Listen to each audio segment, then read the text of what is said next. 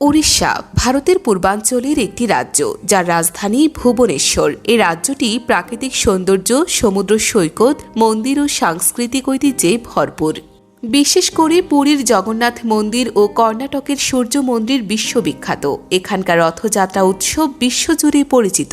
ওড়িশার লোকসঙ্গীত, নৃত্য ও শিল্পকলাও উল্লেখযোগ্য। চিলিকা হ্রদ এখানকার অন্যতম আকর্ষণ।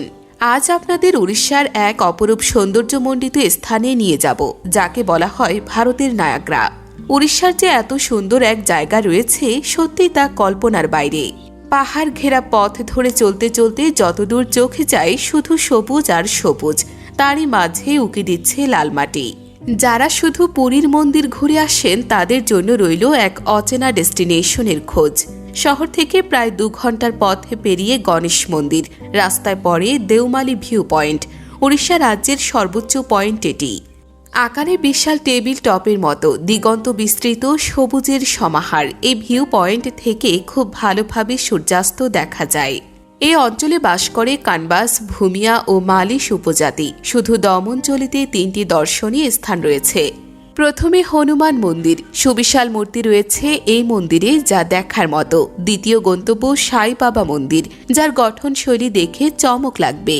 আর মন্দিরের উল্টো দিকে সুদৃশ্য পার্ক। 3 নম্বর দর্শনীয় স্থানে রয়েছে ছত্তিশগড় রাজ্যের বস্তার জেলার জগদ্দলপুরের পশ্চিমের চিত্রকূট জলপ্রপাত। শহর থেকে দূরত্ব 38 কিলোমিটার।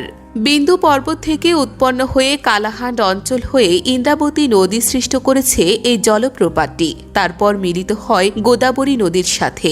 3টি ভিন্ন ধারায় 98 ফুট উচ্চতা থেকে এই জলপ্রপাত নিচে পড়ে। গোরাপুর থেকে 45 কিলোমিটার দূরে নন্দপুর গ্রাম। সেখানে জলপ্রপাত, পাহাড় ঘেরা পথ ধরে চলতে চলতে যত দূর চোখে যায় সবুজ আর সবুজ, তারই মাঝে উকি দিচ্ছে লাল মাটি। কোরাপুট জগদ্দলপুরের কিছুটা এগিয়ে ডুডুমার জলপ্রপাত পড়বে, যার নাম রানী ডুডুমা। বেশ কিছু সিঁড়ি ও কিছুটা পাহাড়ে পথ পেরিয়ে পৌঁছানো যায় একেবারে সামনে। সে রূপ সত্যি ভোলার নয়। কাটা বাসনে জলের এক অতি পবিত্র পূজনের স্থান এটি।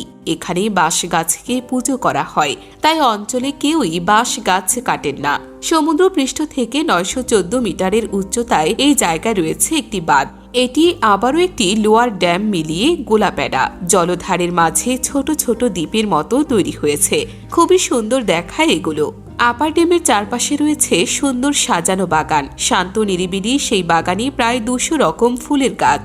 জগদ্দলপুরের দক্ষিণ পশ্চিমে 45 কিলোমিটার দূরে আর এক জলপ্রপাত রয়েছে। কাঙ্গু নদীর জলে তৈরি সেটি।